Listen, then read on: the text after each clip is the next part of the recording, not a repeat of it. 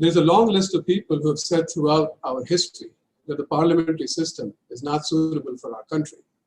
Let me start with Mahatma Gandhi. He once said that if India copies England, it is my firm conviction that she will be ruined.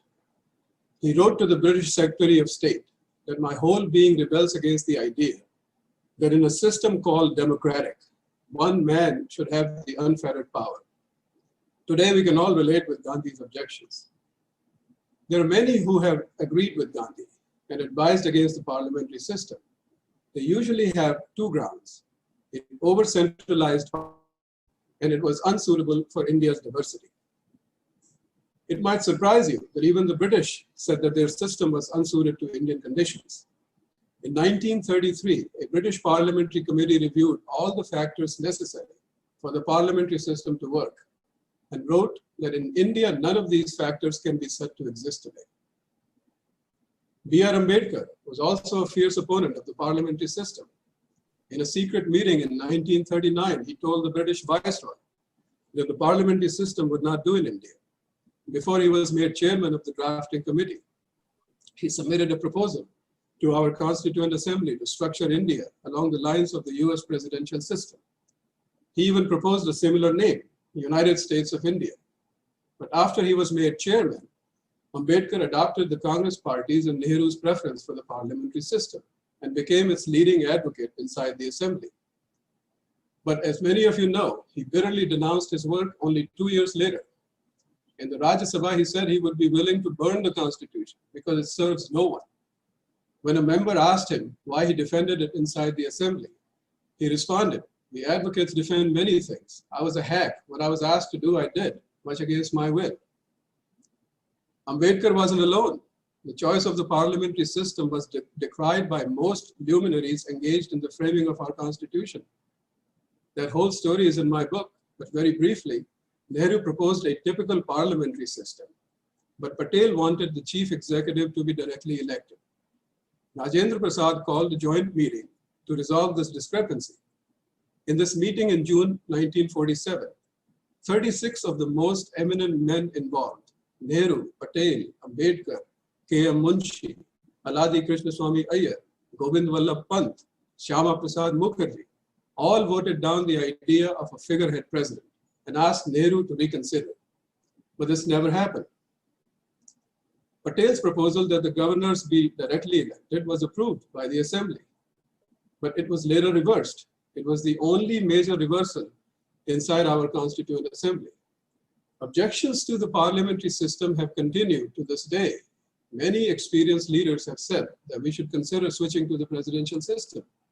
Listen to some of their names: Atal Bihari Vajpayee, Inder Kumar Gujral, J.R.D. Tata, President Venkata Raman, Justices Venkatachalya and Bhagwati, Union Ministers L.K. Advani, Arun Shuri, Shashi Tharoor, Rajiv Pratap Rudy, Chief Ministers Babu Bhai Patel, Shanta Kumar, Ramkrishna Hegde, Supreme Court Advocate Nani Palkhiwala, commentators Khushwant Singh, Kuldeep Nayyar, and most recent to come out of the closet, Shivraj Patil.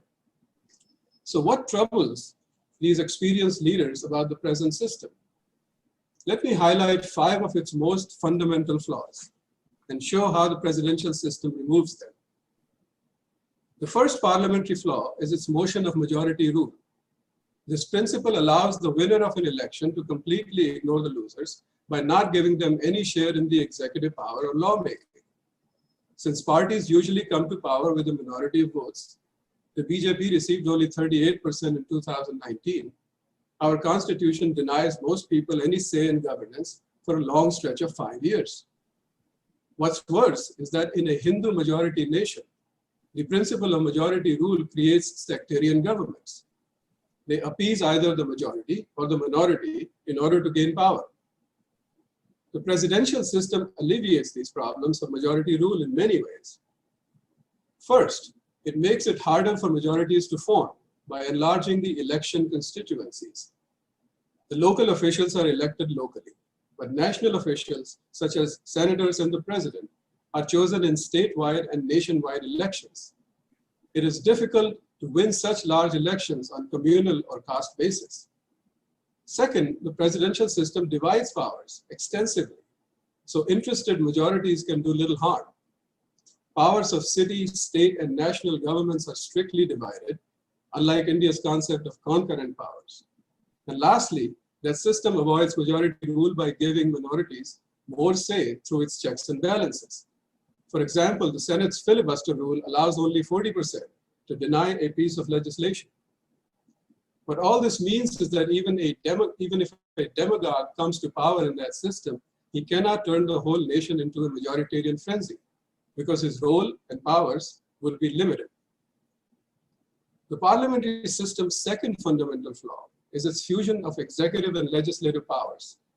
Walter Bagehot, British constitutional scholar, wrote that this fusion is the precise principle of that system. But this is disastrous for a system of government. It eliminates any check on the executive or the legislative. When the survival of one depends on the other, who is going to check whom? They become cohorts in corruption. But that's not all. The combining of executive and legislative powers makes for bad laws. Because when the executive is guaranteed a majority in parliament, who's going to bother debating legislative proposals? This is why India's parliament has become what Shashi Tharoor has called a notice board. The presidential system separates powers by appointing each branch separately through direct elections.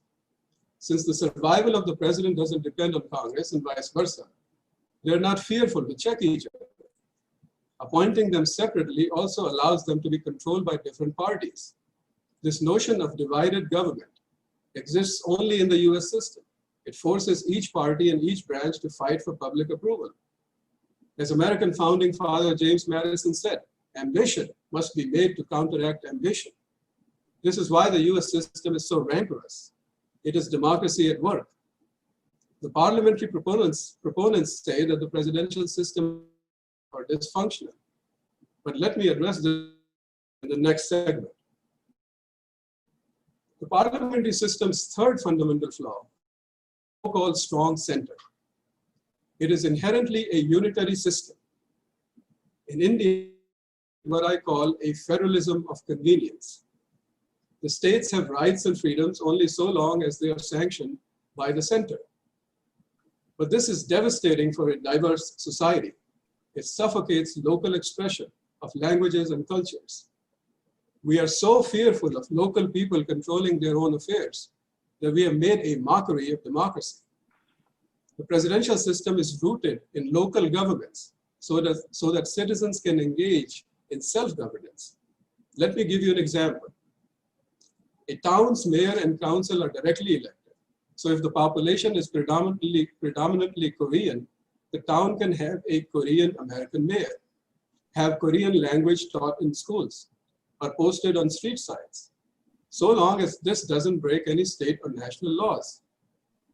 Every state has ratified the US Constitution, so there is no fear of secession, nor is there any provision. The fourth major flaw of the parliamentary system is its handling of political parties and elections. Our Constitution gives powers to parties, but does nothing to regulate them. The only regulations came with the anti-defection laws, which made the centralization of power even worse.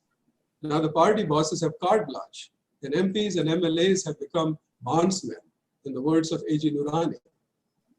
The party bosses choose candidates who are loyal to them personally, and they make secret deals to form or break governments. The president deals with parties and elections entirely differently. Since these elections are conducted by the states themselves, the parties become decentralized, allowing local leaders to control their own affairs. But the national presidential election pushes regional parties to join the national parties. This delivers control and national unity. Also in that system, the candidates are chosen in open primaries, not by party bosses. This not only restricts a party-state nexus, but avoids political dynasties. The last fundamental flaw of our parliamentary system I have time to discuss today is its unaccountable judiciary. We have a court system that is entirely aloof from the elective branches. It has no accountability to the people. The judges are appointing themselves and routinely overreaching with impunity. This lack of public accountability has caused delays in delivering justice and corruption. Our vast number of pending cases makes us one of the worst performing judiciaries in the world. The presidential system remedies this problem in three ways. Its judiciary is decentralized, as the states run their own. This provides efficiency and local accountability. Second, the US Congress is authorized to create additional courts as necessary.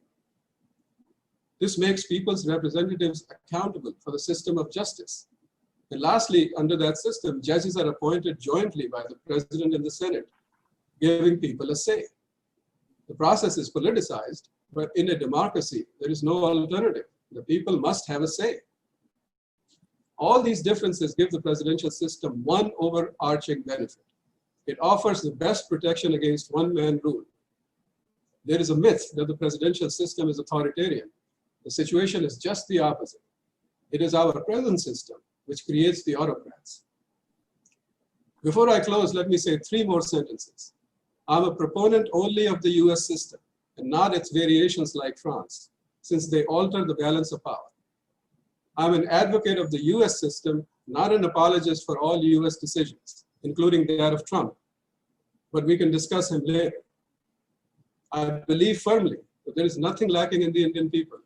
It's our Constitution that is at fault. Thank you.